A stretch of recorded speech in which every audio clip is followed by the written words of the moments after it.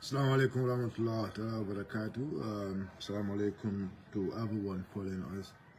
Alnal Badi Malem, Sirifo Sonko aka Sonko Gambia. Bifanan Narajo to Nale Kacha cool Melialonko will ke Zafu don politico. Anim Bankola cool. Kanakanyola Fahakilo, Bari.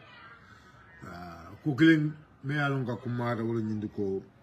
Like I always said, agree and disagree. But at the end of it, it will be back in faculty. The Miranya Sefata. But I love them be moving to be back in faculty. And we should love each other, we should embrace each other, but with truth, with Tonaka. So come on, drum, be financial drum, kanyo yaya, kanyo lafa hakilola, kanyo lafa mirola, especially on issues Melialonko will live carry. Cool Melialonko will live carry. Good. So right. Body will be what you watch out with diamond or Oboy, Gambian child. Don't kill me, but I don't think, for me, the Mamira Diamunya the Siala, okay? Because this is, like I said, this is politics. Momola Miro be diamond the Katana world. But like music sometimes, music is art, and arts, music is art and crafts. So maybe, Oboy ala music nying, a craft nyaming. I mean, is the best person to come out and explain that. You understand? But like, Dolfana Melialon come listening as salty. Dolfana kala moile. So nimmo la mo you take your elef like a diamond to tie your tie, one like a diamond to tie, your bulaje. You understand? And that is music, okay? And that is every music. Music lady. But the main important thing in the music is the person who is singing it. Remember Dongilonian Lakam. What actually they mean. At La Dongilonian, I mean, contesting Bonimundole, who was the Malamala Fonkoti. I mean, who was this scribe, Mea Safe, Amaria Safe, Mindalina Latina, what actually, Minatina, Safe Lanya Mea Safe Kali, I mean, Artisoniana. All those things, the producer, all those things are things Melialonko, we should actually look at. But for me, I feel like, when I listen to it, my understanding is, it touches both sides. They are warning, both sides they marry, right? But now it depends, each of the groups or each of the sides. Momo left a mental out of the music, Momo yenda mental. That's why I say agree and disagree. I have not blood to the jail, not kuma count to the Melialonko. Those kuma count will have been other way around. You understand? Because Toyota and music also goes with our society, and in society, I think it has to go with social things. Na society la taransilo norms and values. Also need to be part of it. Kneel after, if you want to have kneel after, I mean, coming, you respect also the you have embracement and the like. Sometimes the kuku kela music lembang, politics lembang, karango lembang, whatever the moment kela, you must also remember this call. Our norms and values must be respected. Na society la taransilo, funa wul buta funa na wul funa ta. So basically, Donkiloni, for me, I don't have that big problem with Donkiloni. I have to be very frank. You understand? Yes, I have to be very frank. No problem. Donkiloni. I find that I have no problem. To tell you the truth, problem. Donkiloni. Okay. Although there you come more problem. I have a bit. But you understand? But I think sometimes that is natural. I go kuku beke like 100% sort of cola. Be jamano kanga easy. So I know I have my little bots ala music going on, but what I did is none of focus no men can na kuma kan yin lamai. It's not kuma kan yin lamai the wisdom, some of the wisdom part from Diamond Conte whole letter, and I feel like yes, I think it's important Mr. Nye Finti because near Oboy lamai, Oboy character Jumalata the phone as Oboy. As the main architect or the main uncle or maybe describe me along telephone several language atlemu kafonyi na nyaton court atle alpha ya pala sotaji. What was his character? Minamar la character in the music. It took the responsibility of alpha ya pala sotaji. And what was his response to child made in the ya pala sota? Abona bako Gio. So Milamu atala because Oboy dinkra menta position menta dongilo kono nyanta ka ofana jibe batel Oboy palaso menta dongilo kono is very vital because atale alpha ya palaso nyinta child dindi ya palaso nyinta but nin child diamuta Oboy can be a fire Oboy can be from fire that one also need to get into people's brain dinno kanyinale akatana lako dinno kanyinale so dinno kanyina that is something we actually have to look at very well. Dinno kanyina child dinno kanyina dinno kanyina it has future and it has past tense dinno kanyina among I sama sort I kunum fana ka so we have to look at kunu meneka kunu dinno kanyina dinno ka forget you understand so dinno kanyina men na wala nyuko like dinno la nyina fanga siata for example dinno nyin kabrabe nu abinu J, for example, alpha cool milkai. But it can a child moya come foul into ko, yen nije. Like, child code laugh and bomber, yen nije. You understand? So, dinno la that's something me along one also can capitalize on that. Right? So, Ninada, the most difficult part, me along Mojama, I believe Mojama Bemang agree with that part like the emphasis on HADUMU. Okay? But the emphasis on HADUMU, look, we need to really understand HADUMU goes to everyone because Najibe Oboy Kafalako, Akatandi child lako HADUMU, didn't know. But child from Katandi Oboy lako HADUMU Keba. Now let's look at the Najibe, Tonya Jibe now. Nindula Nindu sign Hadumo Koni, Zadino Jumala no back. Right? Let's just be very frank here. Okay.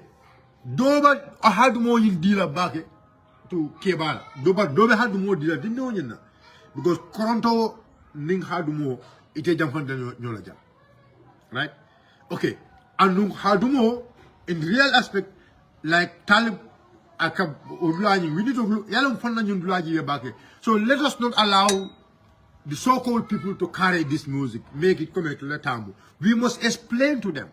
We must explain to people, Fana Formule, ya understand very well. Talib, okay, Hadumo Majam, right? For example, Anum, Kumakoni Mulana Kafa, Dino Kanilale, Dino Kanila Muntola, Ulan Yunduko, Cabrita Minala. Jumale back when he was coming, when Talib was coming, for example, at the convention. Ye Mustafa Tura nyol bula, ye Kanyol bula, ye Kanyol bula, kaita nalo, ite nyina tawo dulala la bang. Dinu kanyinale. Now, yelana Hadumo to sign, Hadumo la Karola now. Now, Hadumo la Karola now, what you need to look at Hadumo side here is, ye can mayoti, two time. Ye can mayoti. Ha. 2 time. Ye can mayoti. Ha. Iman dunya wala de. Itaman dunya wabela de. Hadumo to na atina. Sang afele yela karyetina. Ha. Hadumo to na atina. Sang afele yela karyetina. Because ite so akatina lako dinu kanyina like inyina da koma la inyina da kununa le. Tamu me alongo Mustafa Toure nyolu, Majid nyolu, Musa Jambe nyolu and others. All those people nata ilafte fongala.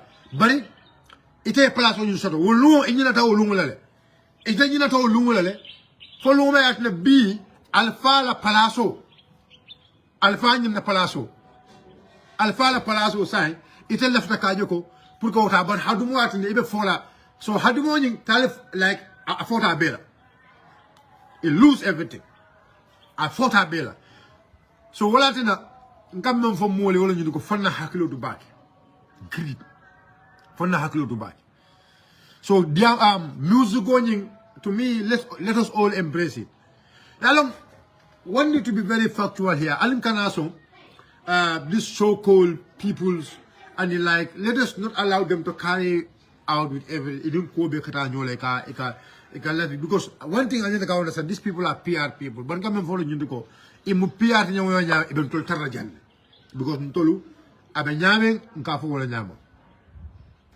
abe nyame nka fo wala nyama so the music is a message them and message to me momo yela nyoso do jele bari nte fe ala yamaroni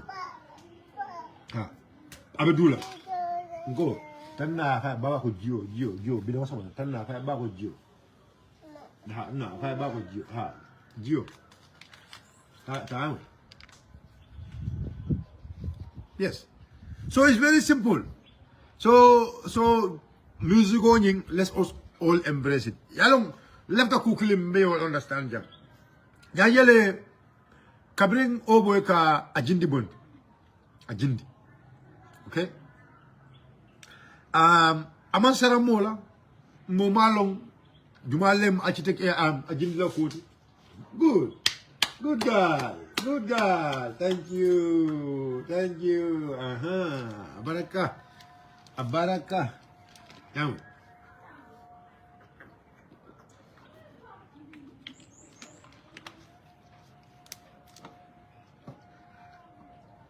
yeah, so now let's look at Ajindi, for example, yeah? Ajindi, yeah? So Ajindi, Kabilang over Janaka, you know, I mean, I don't think there is a single politician in this country, Meya Longo, Ibafuloko, Ajindi was, yes, Mamela, there's a single politician in this country, Ibafuloko, I discussed with Oboy before Ajindi Samana, okay?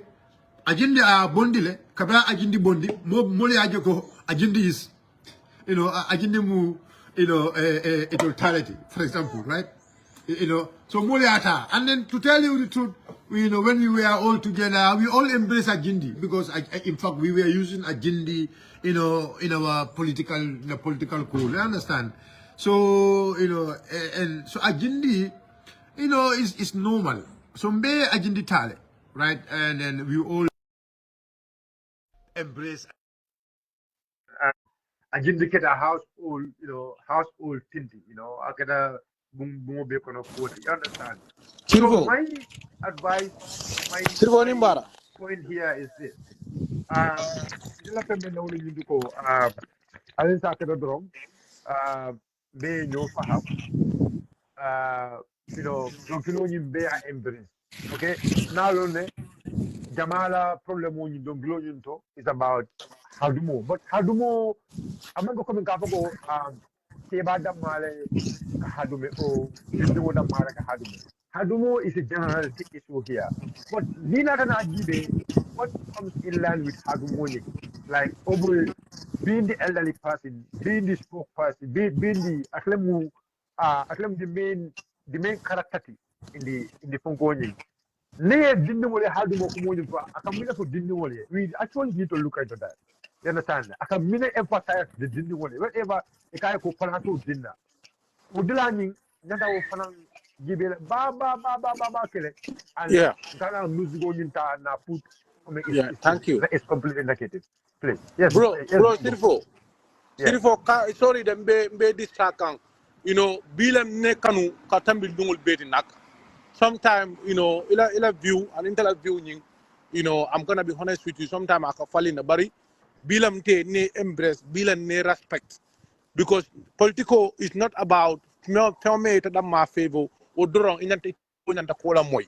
You understand? and then for nam you told me yaran ko katara online inenta you understand na ko Oboy musical play musical ni message lem you understand and then I character men play in other way around I both side lama you understand me ala musical ni lomo amanko ko I ba Hussein disrespect like I disagree with that and then these people need to understand ko come all bully just because of you view for match we should come like community in Menketeng. The anxiety in Menketeng, it am UDP active ballot and UDP member Balamut, Mobile law. Yani mo ya for oh bio you know UDP la bio it can't follow them. So it is into UDP they will pay. Kabirin honorable slave and sa will pay. Body tour will pay. Mol be kanyum kusi fal kanyum na mol lafta kamol attack ka finti nan kanyum pass har sifaka then batana gameno lel ko nyum they are just a bullets and then they are no many alam ko borana suwol lel ko man this strategy because oh boy mam fenk anyway nyum ko tata data oh boy mam fenk kabra e den kilo la ko ajindi fontol bullet ala la banane mam bulala nin sana thank you inata yo fo jambi kabra ajindi la mo bele o celebrate because I send them for ajindi to ila man sama do ko ka ajindi itela asindi je na nila kiyama no man do ko ka ajindi ani la gofono ko man do ko ka ajindi mo manen mbe ko ni embrace mbe ko je ko musico ni message wala so why be ay ni dola la takana ka bully kala musico disrespect kala found this sa ni no ka Oboy ko modum atani men wuruta dum atani men ka ko nyolo ka dum fo ka refa do bayla ata bayla so nin ko ka wato ka bula mo lan kenan just because ni la bida no bukata o individual o mare mo individual but say mo men ba komadu ani mo fanson men ba komadu it is high time namo lina na namo stop this is my intela course in UDP because nte nata UDP le from before 2016 kata panderi mbayla radio nimol ko be UDP alpha disrespect I remember one time Abu Savage Kapante konta bota tere kafol and then that time any connection sort of Gambia ko for I don't have any connection in Gambia because I was Gambia high school grade 10 you understand but now UDP more disrespect can be level can made something lan na ko be re kan ka fo man nin ko lel muti mu tere ka fo lel di mu nyelti mu vindi da ka ko ni be men ke kay be na mol disrespect kan just because you have political view falling wota bi nin to fana na mol ko kilonke nin ni mobo na musico manta o ni na momo de baro ay baro jamu we shouldn't we na leader bi ko ni na kan tala heartbreak you understand a couple of months ago na mo jele ibe nandir kuna njaw ko kan mo le no, but one thing I just want to make clear, Mamu may and them follow. I believe it's disagreement. I can send you the post. Modo ya sefe ako Oboy to fala famai. Yeah. I did not see that. And I cannot don't indicate no. I would say. Yeah. So what I see, and the Marlon Jumala from more married, so I cannot authenticate that. But what is more, member I don't come here to debunk anybody. Man, I don't come to debunk. I only came here to explain my part. No? I only came here to explain my part. Okay. So Manana to debunk someone or to say no, but what you are doing right now. No, just hang on. Don't wrong. One thing we need to understand what you need to go the political and we need to respect each other's view. Okay, and we should not allow nobody to push us to an emotional level. May I see them being may I see them bekuma jawo kola no. That is my problem, right? Thank you. So like okay, career for benum for la fama ele. To me, I don't think okay, socially abekole yo kuma kawo jele. Okay, putting for benum for la fama abekole comment obo kuma kawo jimpo nyano ndoro. It's like he's saying obo kuma kawo memfo. If Oboy feel like it's not disrespect to Usenu. I mean, I feel like Oboy can tell that to the father because Oboy know very well Usenu more is a fatherly figure, right? So I don't think that is wrong also. So let us No. not also misconstrue people's words, okay? But kukul lebe jang development la mo la ya maro do wala nyundo ko alan kana son kuyatina memba tina be mo len alan kana mo len alan kana bula mo la wulula la alan kana kuma fu mo le me yatina abe borundila mo la that is everybody, that is general, right? Okay, You komu can't general, fire by. right? You can't fire. So not like when you Sirifo, there are yes. one person on Facebook. You understand that person the follow 100% among a UDP member, 100% among a UDP member. Because at one point, Najele, a UDP executive member right now, current executive member, Amari Sefer Ane. Anita found Sirifo Sonka, this person insulted you. So they just UDP who send double color flag out. But sometimes I'll provide So my advice to you is this, okay? It's a long.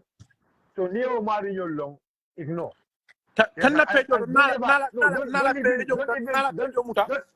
Don't even associate that person to limbe na particular kumul fokam. Because Napatiola Nyanta call Molu can follow up. You understand? But look, let me tell you something. Patiala will follow up on Nyadile. We need to let us be very fair to but they are ourselves. cyberbullying. They are cyberbullying. They give only negative name for the party. Look. Because they label themselves as a party member. Do you control Momola telephone? Do you control Momola laptop? Do you control Momola memfola? No. Huh? No. Yes. No. But listen. So this is the point here. Couple of months ago, there was an individual, me alonko, I fairness of a week was not nice. Kabirin Dr. Lamin Mani, Yamari Long, I try, I'll effort trial. Week is good. As an individual, I marry contact, I tend to go be man, I'm not a man to fencos company for ham. You understand? But do you know? What? Do you know? Personally, and do you know? Do you know the media committee of the party? Huh? The media committee of the party, we reach out to Mojelle. And even some of these people are not even will market party or dual. But the thing is, UDP as a political party, let me tell you one thing, and we'll let the Mobile understand very well. Let the Mobile understand very well. What mean to go? B, UDP mu party or the party of me alongo, ni ko UDP Sumanna, and the party support sola. Or UDP la Kara Sumanna, UDP la party support sola. You will be wrong. No, you can't do that. But sometimes we have to address them. We have to address them. Let's talk about the party, but let's not talk about individuals. Because those individuals, you don't know what their intention. Somebody can put my picture. And that person, you go to his profile, you will never see the person in his world. You will never identify that person. Somebody can put the logo on Silfo, come not the page of the beaten. Come not the page of the beaten. Connect them. Silfo, it make a B. We attend the mobile, the Gambian Belco. Our party is a very decent party. Why? Yeah. It make a B and it at a Yaman. As a genuine person, Momo City, genuine, yellow moy, Ninata Memfo, another Memfo come. Imagine any stupid element at school. Our party is decent. You know, so that decent thing is call for number many along go line they have to make sure these people don't act in this manner. No, but yalo noko B. If I do anything negative today, B, newspaper will carry it. And they will carry it. If I not a party, nobody can and no party over. B. I'm not a party, I'm not a party or executive member. I'm not an executive member of the party. Yeah. B, and B, the position I'm holding as a councillor in Brikama Area Council. Yeah. Okay. B, as a member of the media committee today. B, anything I make. B, more associated to the party. So what is the men have to another left a jawala, whatever Kuriala, may have to the bucket. May have to the babakele. So let them for a mole will be call. More B, UDP, Kapomeya Lonko, our battle. momo ya lonko momo ya lonko momo ya lonko ita mari you deep in college and you deep kalule with your heart you deep kalule no mola ati ya lonko bi mojelu mojelu be deep in patiola and mojelu left in patiola right so wodamma damma ita mari ba ka dala ida son ko plan nyame Exactly. And then mol nyal be kungul konole. Mol be lo moy kanne. Mol be like mol be lo moy kanne. Mol nyal be kungul konole. Lot of people are failing for this. Ajale ning United for around the this guy this DMC divided movement for change. Yeah. Ibe politics nyala wala tan ndoko to nyata nyina la wala. Yin talibu ka fo ndol nyata nyina la nyulla bi ñun ba politique ñaala ñun leen jam ñun leen jawlaata katambi mo be and why I keep telling you ñun la jawlaata katambi mo be la ñun leen negative ta katambi mo be la yeah okay when you come to talbe nta fonku ndingo me yenjeten nta nana lole atata for couple of weeks mbe Ibrahima Diba defense kam pour di nol kana abanen bari yalla ntala family we are very independent and we are very democratic, you know. Until the family always. So Honorable Sleman sa kafon dokuma molia calling ko le dokuma friend kata anam nang contact. Another UK ja ko la video je la ko this is your own opinion. Wala sa nam ne call ka foy ko you are allowed ani lafta bibi lalo yeta talbe yeta movement not. Ngai ko sol ndaman tar talbe la movement not. Ngai ko na tatara ja ko ni lafta ani bi you are free man.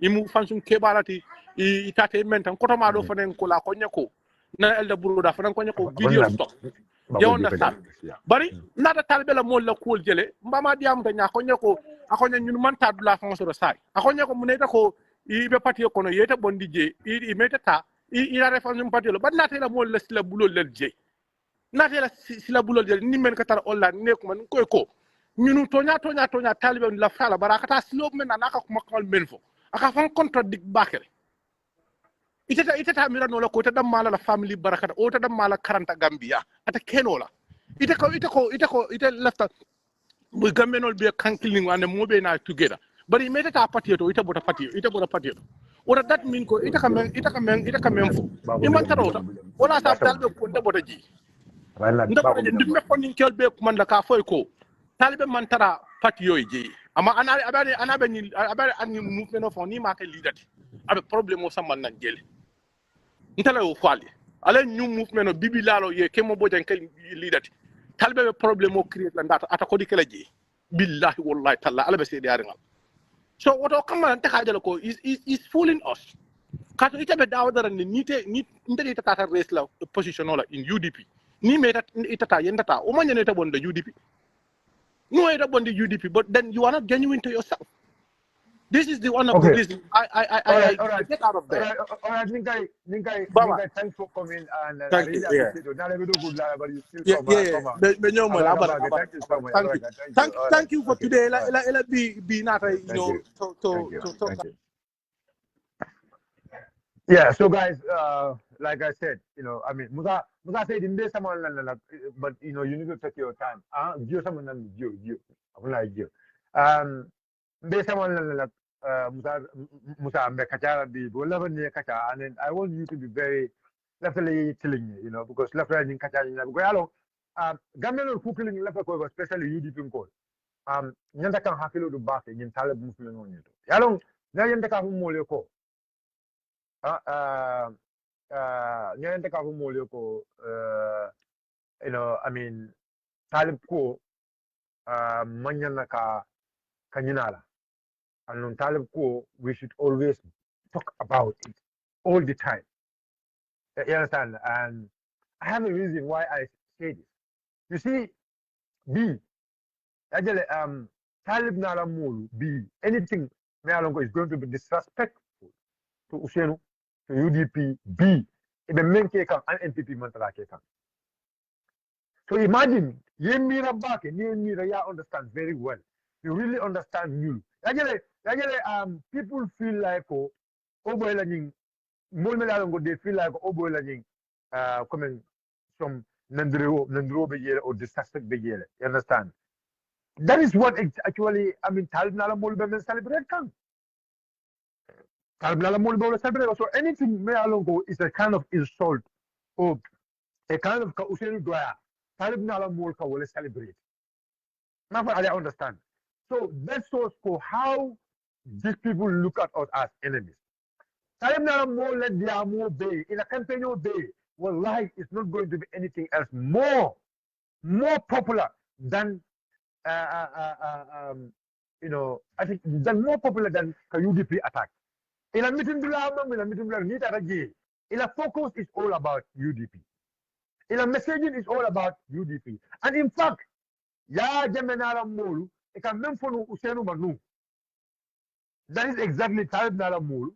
B, you will speak on Talib be seating, Talib be roaring. If the Talib welcome like Kabayako, we don't need all power. We need young man. We don't need all power. Talib be general. Ibrahim Adiba be general. If the general and they were happy that those people were welcoming them with such kind of message. A contentale, more be welcome come in Burfood. May I long your more bonnet do la belle. Your more bonnet all the way from all over West Coast, KMC. Your more bonnet. Yamul Bonanje, ye Samanan. Yamul Bonanje, ye Samanan. Ah, they brought them. Kanana, ye Samanan Burfood, ye Pandige. Burfudam Madama, somebody donated them almost about, almost about 100,000. You use all those money. They could be, they invest a lot of money in this meeting. In other way, so people were putting a disrespect towards Hussein, and Talib is comfortable with that. And you people want us to welcome the Talib. You people want you want us to support Talib on that. This is the point. And again,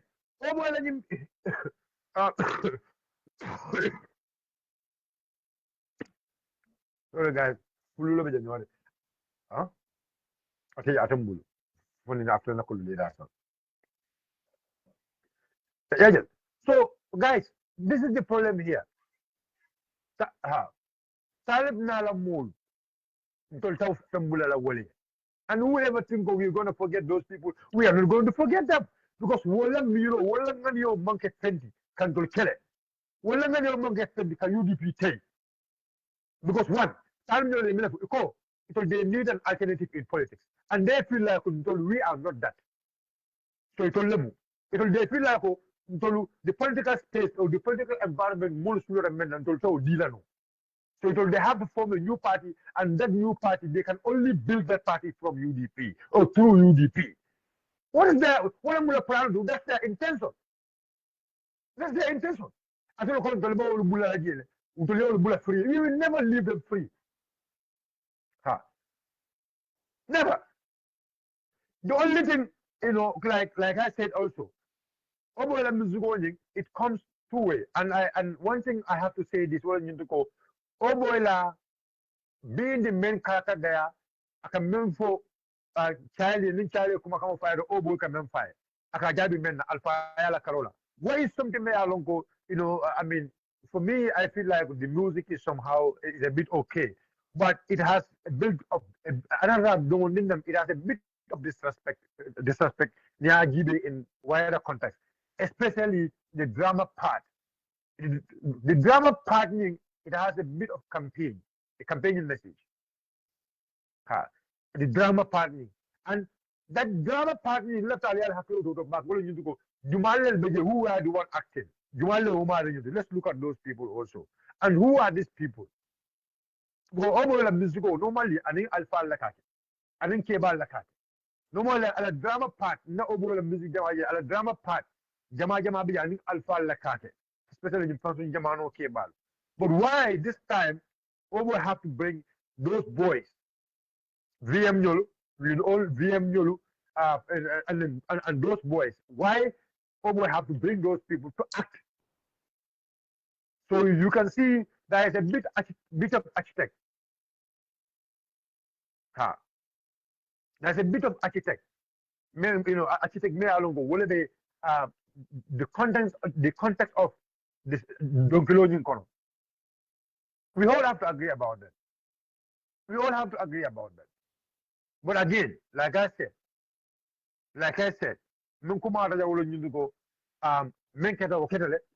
my advice to my comrades, my party supporters, if we don't embrace it, just leave it how it is and move on. Talib and his people, they will be creating so many negativity, especially in the media. All that negativity, UDP call ta purun toldari akla nyame ya fa mole ko kalnya jele kalnya UDP call jele ha they are mu because every time ni atodron ibina e can make all you to go come for them na le masakunda di be keleten so they will create many of such kind of things we ba jele ko tol ning react drone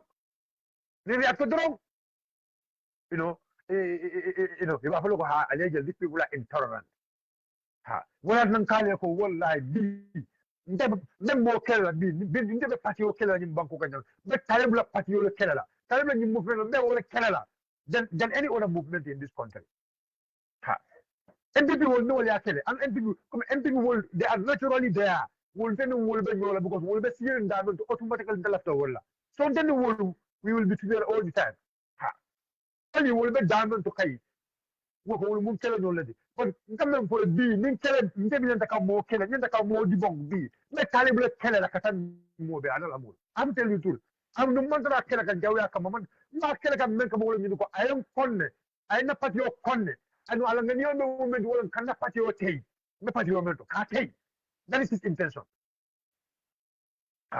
and cooking them like what youngs have said a betrayer always want to move on but the person is betrayed will never want to move on. And that is the truth. Because they want to move on, but we are not going to move on. Because we know it's a main case intention. It will not meant about our party. It will not meant about our party. What is their intention about our party?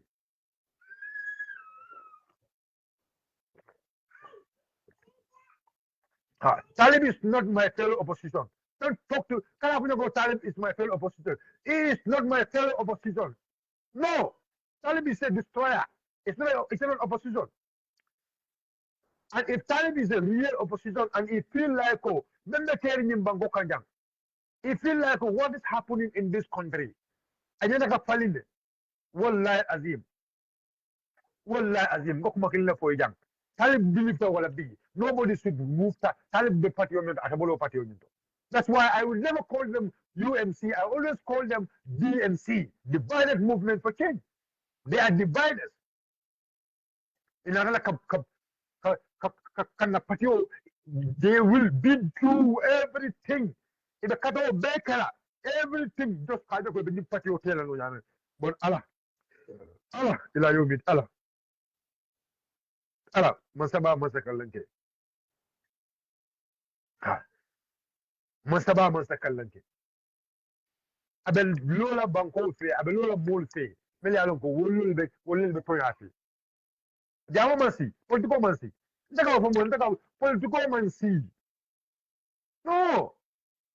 Sansanbury has a letter. Don't let no long. Ha. Don't let no long. Politicomancy. Don't let no long. Billah let no long. Politicomancy. Political is see young in Bangkok and young. Because I live mento, I let me own menti, I like a poor menti na belon. I like a poor menti na belon. But number go Samuel Mecadella for the registration. Sama, let's see them. Go out always and listen why mobilize it. Let's see them. Samuel, hello, cooking call for all you to go. Hello, Ning. Gambian calling the cooking understand. Ning Talib this party is not belong to anyone. One man in the this party does not belong to anyone. And how funny. One of the flyers, you have seen somebody in those flyers apart from Talib Ahmed Bensouda. All the flyers so like Talib Ahmed Bensouda and Bala. Talib, this party is owned by the Bensouda family. It's not owned by anyone. It's owned by Talib.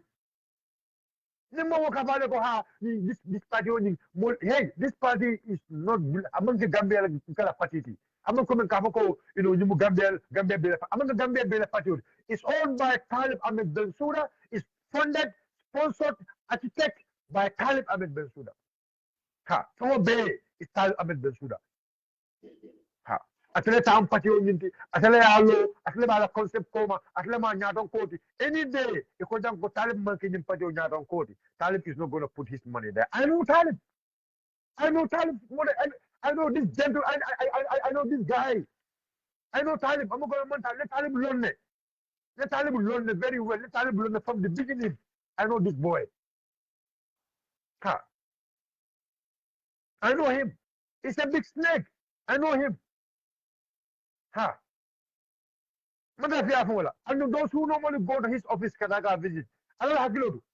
If you go to his office, you always need to be very careful. The moment you run a Talib office, it didn't go office local. If you come in the car lonely, it can't go in the car lonely. Because at the end of it, I'm telling you, you'll be trapped. That is the kind of person he is. It didn't the Talib office local. I know office local, it didn't get wrong. It's a hacklo, the Kuku Kelagi. It's a hacklo, the Kumo Folagi. If you Kumo Folagi, I don't go Iba for Banta Ballet.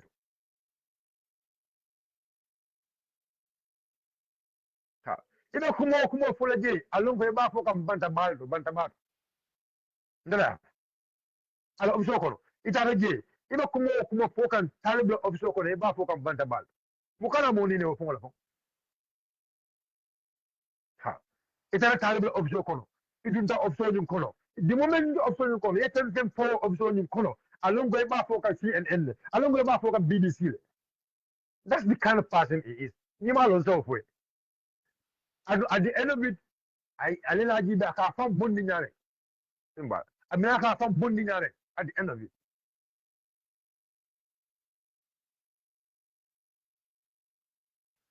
At the end of it. Mokala money never. No joke. No joke. So jang they coming from because of the love I have for this country, I make sure local Taliban movement on back Kelela. But I have to be very frank. Me movement in Kelela, you movement on council for a cancer in Bangkok and council. I have to be very frank. And council for council, a mayor council, pour cancer in Bangkok and Apadio. Just a mayor council on board of go. I will stood by my feet. Then a time will be a dealer. I will do everything. I will do everything, even a councillor from a cancer in Bangkok. Ben, I will try to be Aladani Kawala batting, Nissan Tanka Sunka Aladani in Bella. Ha. Because Yala Makera, because you manage a balloon in Bangkok. You throw Manyanaka, you Kamusiva, in Kamusiva, among the Kabu de Mea logo, Yanaka allow na Bangkok, in Kamusiva. Kamujauba. Kafujauba ha Kafujauba kafo me ya lonko itolu ika kontan ni woni alfanai kafo me ya lonko ika kontan ni ka celebrate ni woni alfanai billahi ya kafo ni ka bol la susuda ni ko raba ndole dinul bo wuluka sando kafo me ya lonko anata ka alfanai ka alfal doya ka baraka ke baya fon doya o kafo do so duwa we me banko kanja kafo men na ka alfaya duwa doya comme katan diko alfaya mon kumaya yo alfaya mon kumaya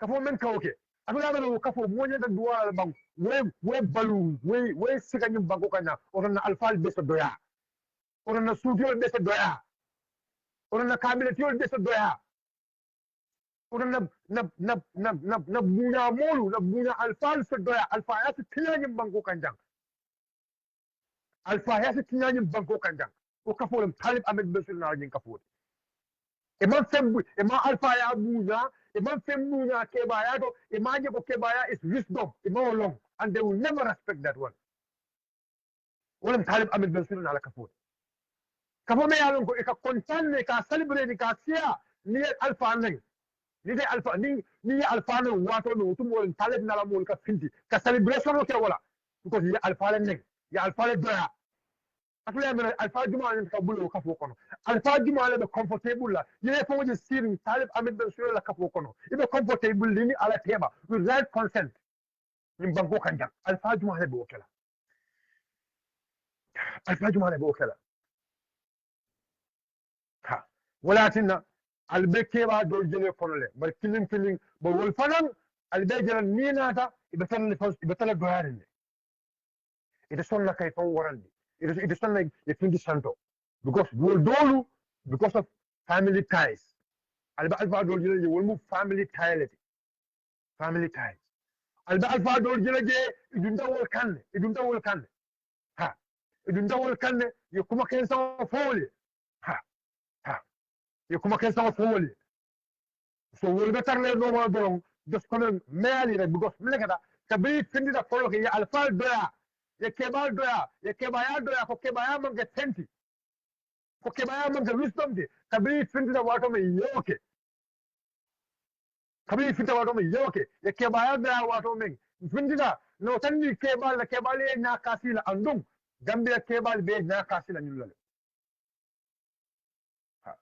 gambia kebal be na kasila nyulale gambe kebal te bulla nyul noma gambe kebal te nyul folo la but funding ke wala fongol ballo because look funding ke juma la be comfortable la funding ke juma la be comfortable la ha funding ke juma la be comfortable ye fong online ka fola ka fo me yalon ka man kebal buna funding ke juma la be comfortable la wala ye fong sembe no ye song ye bula ka fo kono ka fo me yalon ko ay alfa dolale ban tol juma la be nyim banko ko me yalon alfa tela jumala ke yayi sado ko jumala be ni sado ko jam me yalo ngo korra tebulu allu alla korra ni alfa man daraje bar ñu le alfa ya doya iko alfa ya wonte talib amed ben sura na la mul musa seydi ñol ha talib amed ben sura na la mul musa seydi ñol ha iko alfa ya wonte iko alfa ya mon kuma so a level they have to do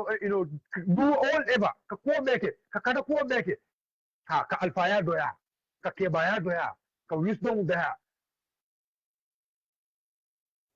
ha ka wisdom doya so musa seydi ñolu bebo kafole kono ha musa seydi ñolu bebo kafole kono anali la moy alkela mani wisdom la alkali la mani ani hakilo la musa seydi ñolu ha musa seydi ñolu yunus haydara ñolu nana maketa ñolu alkali la moy nali la moy ali la moy ani hakilo la kamina fo ila foro be man ka fendi ka alfa doya ka kebal doya ka funding chol fo doya kanu ni ka funte ko bulan no mala alfa tan la bulan no mala wanyama nin te ran no ala mun tafana mu alfa tan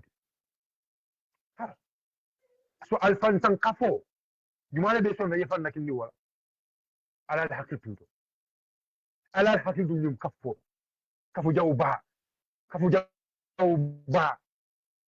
jawba ite barakala no iba lefna kaltinya kafo me ya longo baraka de tarlaje wa kafo ite be sonna kadu kafo be ngadi le kafo me ya longo ata barakala kafo min ta barakala bil ndala fa longo ata barakala ndala ya fo ndala wa kafo nyin ta barakala talib kafo nyin ta barakala nyala ta barakala man alfa le bunya imam alfa bunya imam horomo so alfa ye kafo nyin ta barakala kafo min ta barakala min ba tin ndabe sonna kam fonna kindu kafo la kafo me yalon ko barakata je kafo me yalon ko wato wati ala miro mum men to ni ko be alfal nen na nyame be alfal do ala nyame bar be ke baya ko do ala nyame ko ke baya wi filla ko ke baya mo important ke baya mo kumaya ke baya is nothing ha ke baya mo ke tenti o kafo mo so yefa so kafo wala talib amed ben sura la kafo gamen ko fo ya understand ngole ko Portugal mansi mba fola le ka foni allo tan nyaadile mo jumal le bakono mine mula hamodi mine mula kekol mbe fola le jam belo la plateforme mo fola le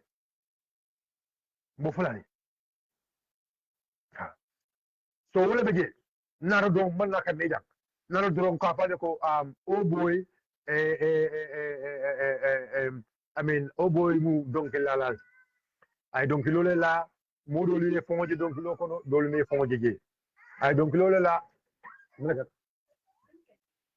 ay donc lole la you know donc lo nyi dol ya ko donc lo nyi beta tele dol ya ko donc lo nyi mom beta right so naraka mem faale do wolo nyi ko alimbe donc lo nyi joko is an artist. He has I don't do la we embrace them. So now I don't do la if you want to embrace it, embrace it. If you don't want to embrace it, don't embrace it. But again, I don't go for landa kunkilo wala miroto. You understand? I will take it two sides.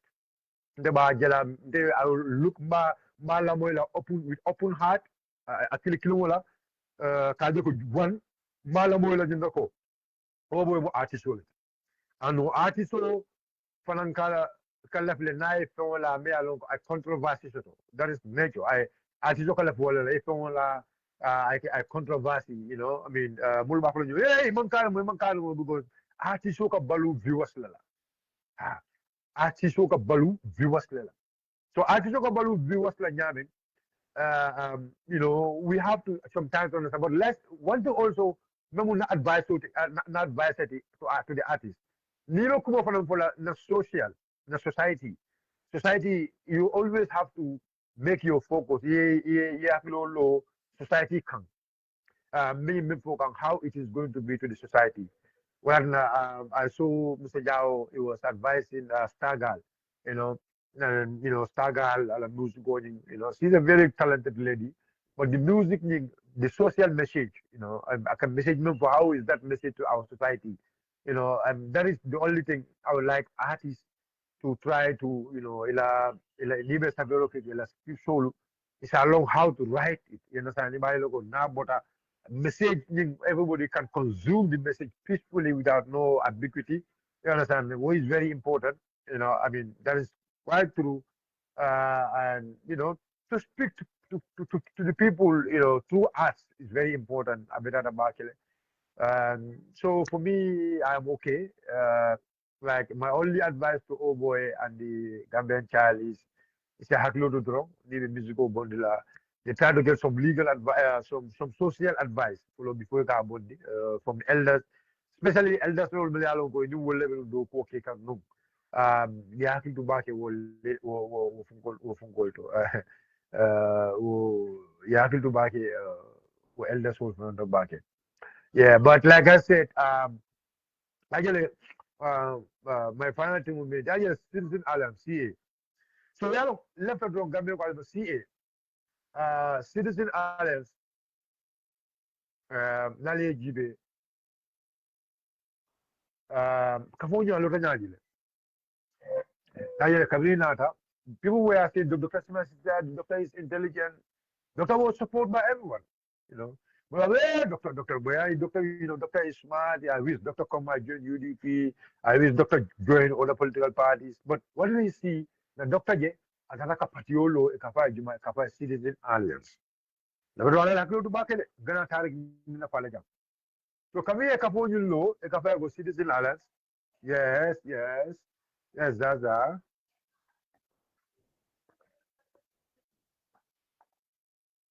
So come here, Citizen Alliance Law. Yeah. The Citizen Alliance Law, come here, Citizen Alliance Law. Biggie. So Alpha the Capone Kodo, Yajere, Alpha the Capone Koda, Dominic. Lumen Dominic resigned from Citizen Alliance. From that day, I know going Capo Betela. Hello, Capo Alphanta. So Camukino, one of the Talib Capot. Wakaponing, o Citizen Alliance, I let you more million, I let you back. Namanga is melody. Some of the few people will be many along will they love the country in a focus on Bangola code wolu manya jekan will be making well they're very because you can see at least they have love for the country, right? But again it's matter that matter the Sydney Alliance ala for you it's matter for this matter and so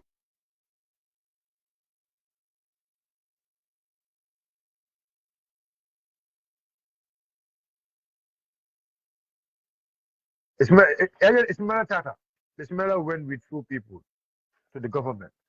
But a lot of people in Citizen Alliance for the phone. Out of Citizen Alliance, they show. I don't want to say funding to the Alliance has to do some bad. Citizen Alliance, they show. Allah for Jumale Palasota. Citizen Alliance, the supporter soul. Or a member, or a prominent member of Citizen Alliance, B.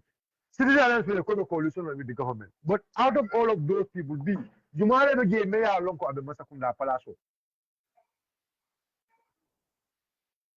Jumale Bege Mayor Lonko Abe Masakunda Palaso to B. Out of Citizen Alliance, Mayor Lonko Tafogo. Afanam Bayala Londo put into the government. Jumale Bege. I'm just asking you people. It's mela kungo da mali bigi. Andung kami bala ulo nyindu ko. Atal funding ke ulme yalong ko. Ibal nene kan. For albe talib empower kan. Believe in me. At the end of it, it's only talib kungo. Billahi talafai. It's only talib kungo. Ha. Na tinyada. It's only talib kungo. One. Either talib go back to a business owning kan. Because that is his problem. Ha. Either you go back to the business he was doing, the pampas business or the timber business. Either you go back to that or you go and do the real estate business. Is that what he's going to do? It's either Talib go and do that. Okay? It's either Talib go and do that. Now, others, what are you going to do? Abraham, you continue a la JP. Abraham, you continue a la JP. So, some of you people, what are you going to do? What are you guys going to do? This is the point here. Or either, nothing, Talib go at our lobby because it's a lobbyist. At our lobby, fire makes sure I have now, what about you people? Now, time Kapunyin Theta. I can remember philosophy, blah blah. Hope is not going to work. Kapunyin Theta. Kapunyin Theta. And you see their game. Actually, a person without no self-confidence will always do what is called carbon copy or copyright. They always want to feed on copyright. They make sure the word unite. The word unite, they make sure Kajako went to La Patio Bala because they want to confuse people. They want to confuse everyone and Kajako to go see that. Hey. They want to confuse people. That's why they're using the word unite. Unite, blah, blah, blah, blah, blah, because they want to confuse people. UDP and them. But or now funny Saturday.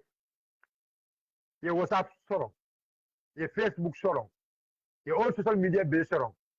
But if not, this message of Allah misleading, we will make sure it reach to every doorstep. From the time of the house to house, Korra to Korra, Kabila to Kabila, Suti to Suti, Almane to Almane, Imam to Imam, Sate to Sate, but make sure local atol Latinaro message on Natandi, Alfal Be Alamoy, Mo Be Alamoy. The campaign is going to be easy. You're joking. Because make it all you go no less summer, let the call protect. And to protect no less summer, we cannot allow Talib Nanin Kapo Balu. Nanin Kapo Balu Jam, Alman Tanka, Almajum Kapu Dola from Jelakotanki. Almalen Tankala. Almalen Tanka Union Kapola.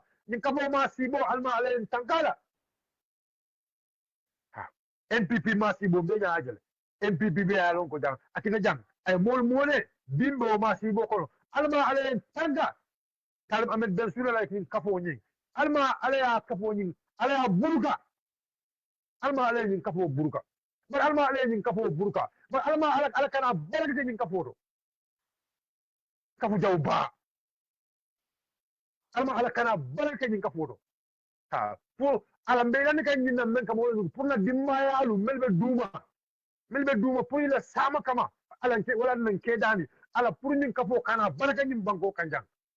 Kafu Kendente, Kafula Memma Alfal Buna, Kafula Mea Lonko among among respect the alpha yala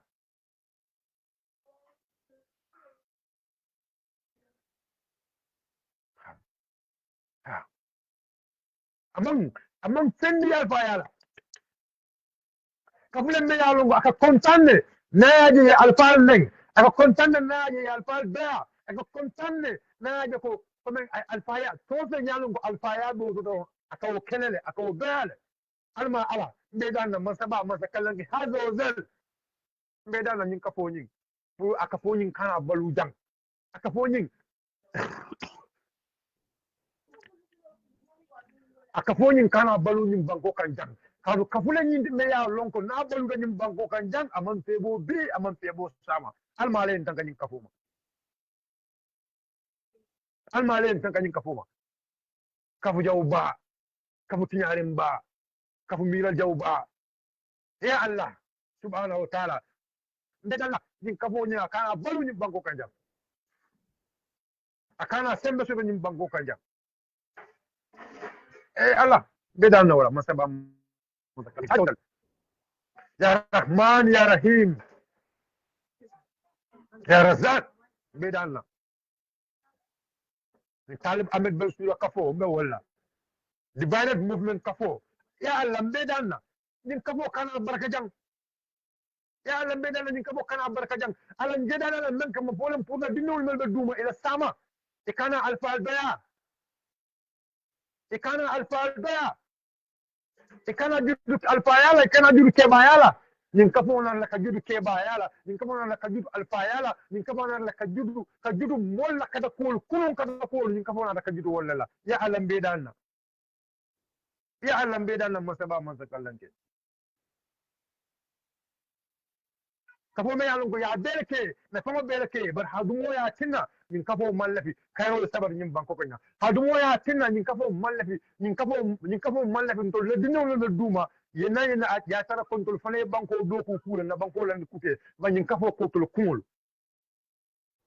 na bolo lambe ala danila to baski sibi ay bo kono ay bo nin kafo kono na mo kende ba ya allah masaba masakallanke mbedal na to baski sibi ya bondi nin kafo kono kunun ko bañolu nin kafola kuwa data nun je bari ya allah malo meyatinna min dun ta ala walatinna abdota nin kafo nin kono ya allah mbedana to baski sibi ya bonnina nin kafo kono ya samana kafu kendo kono ya samana kafo kono kafo me ya lon ko to nyabe woloto barako be woloto alfa buñabe woloto wala UDP to baski sibi bedana ya fana bondi kafo nin kono kafo yo ma ba der ma ba ya allah mbedana to baski sibi bondi kono ya boni ne kono musa sedi wala nya ka sala wala to woni be ku ke wolto musa sedi ala nya ka su wala woni be ku ke wolto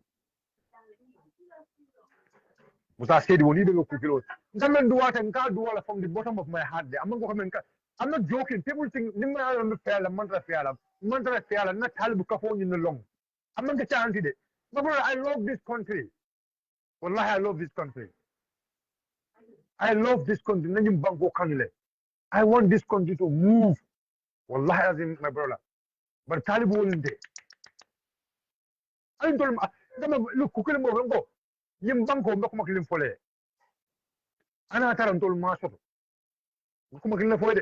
But Alama Alakana, Tank Alama Alen, Tankakana Banko di Talib Ahmed Ben Sudan in Kafu Yaral Malon, Galoko Diamoto, Mercy, Diamoto Canal, Mendere Buloko, Nina Abe for Jan.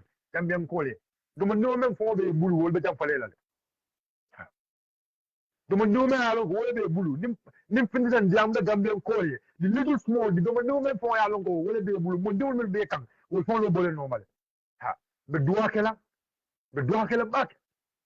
bak be ala dan bak ha o mo nyol nyum nyekki baro boy be men fole ya moy ye bo bala ye na ya kafu banko do ko nyumba kama fo mo mawla I'm not joking. Nakafo ni long, nakafo ni manya long, nakafo ni doko, nakafo ni nanio long. Nala na mumo si palle bi kafo kono. Wallahi, nala na mumo si palle bi kafo kono. But ni atara memma lanna fanan. Yekato ka doro yeta ni kafo ni ni dongo sodo. Yeta kafo ni ko ne jibe roke. Bango di nyaadi la bi kafo kono. Yeta ye jibe roke jumalle bi kafo kono. Alman tankala ni kafo ni banko di ni kafo la. Abe kinyawo men si la ni banko kan. abinyim banko kina nyame abinyim banko kasara nyame lefto gokuma amanga de kan la falide people nimmo way me no be joke I'm not joking. I know these people. These are all evil. These people are more than the worst people. Wassalatu wassalamu ala rasulillah sallallahu alaihi wasallam. Naro drong la. Baldal na drong. Oboy ko na nyinala. Yata negative take it negative. Yata positive take it positive. Bari inshallah long. Be safero kele nyame because kukul na beje na safero lu na commerce lu na diamulu they be especially when you are well known in UDP. Mole you shoot UDP le. Ibe 7 kilo dorong they will use it against you. Ha. 7 din dorong iba kilo dorong and it's a little bit negative dorong controversial and dorong they will use it. They will try ka volta ka fay mole because that's their problem. So bad dan ale masaba masakalanke al seven fongol aliye long mol mil nalbe safero kala community du moment ti yalo gotum UDP quality your profile UDP be je o ina naka UDP la fancy si hakilo du back ha because anything you use wrong because you told something MPP is not their bigger problem il a problem moment wo ñu ko UDP ka UDP le long UDP le tarambulo long UDP le silo long so the problem is not MPP because side it all in fact maybe MPP for and if they can worship NPP, they will do it. So guys, medal for what they call Alabaraka Baki for another time again, inshallah ta'ala rabbi. Assalamu ala rasulullah sallallahu alaihi wasallam. Baldan Baki, Diamo ma colet le nata na fonte for Tonalo. La fonte for me along go William Silo to ala subhanahu wa ta'ala la makurulti. Na fonte for me along go Odisa Wombe Omu Adamadia Nasurity. Baldal na asiya funya wala inshallah nang umang kan nangani what me dole ni go me mo fola tro ay ko kuma sa haru du ay ko pende me alon ko abe bali ya ne ko yo yala chukila wala tina wala fa ya tina fa na duwa ki ya bak na aldani bake ala ni dimaso ro mo kam puru ni kafo me mu you know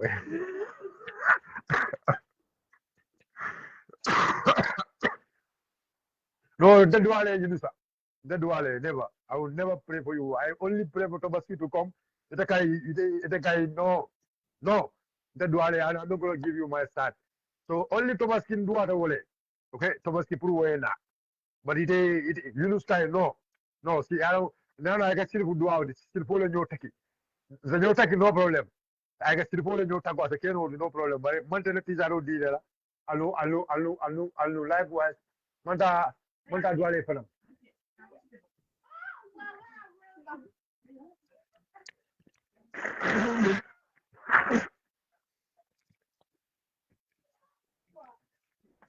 So guys, so elake Yunus ako netizaro no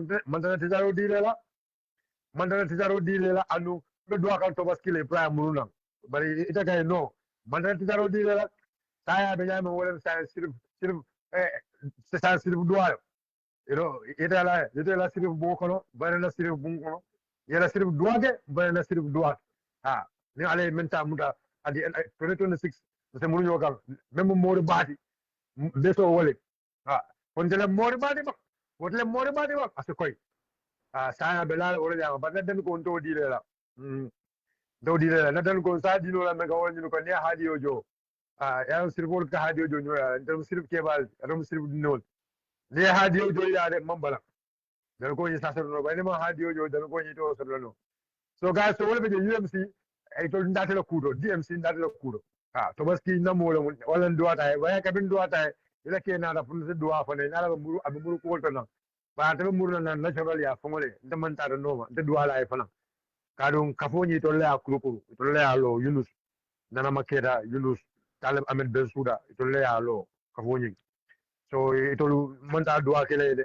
duwa kele de no de duwa kele de to baski yo drag na ne Abibu fanan maybe next episode may nina kalwa ke maji be fo ñu duwala fo ma ñu duwala so this is my take mafia ko please Oboy la music going please let's just see it as a music please we move on. You understand? And he's an artist. Artist all I craft play, and that's the way it feels like I have to.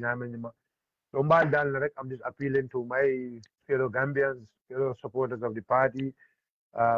May I just go, this is normal. I mean, sometimes artists, okay, you see yourself, you can go, you support it. But sometimes, I got you don't see yourself in it. But that is what is art. Art all the time it speaks about something. Like I always say, my only advice to him is whenever about music, you have to make some social consultation. At least that give more value to the music. But my advice is, please, my fellow supporters, I'm appealing to everyone. Um, Either you are UDP or MPP, DMC or whoever. I mean, let's treat the music as a music as and musical you not treat them as a music and move. I know it's a message, but if it's a message. Yeah, it's a message. It's a message. Yeah, I also disappointed with the action of my comment on interview.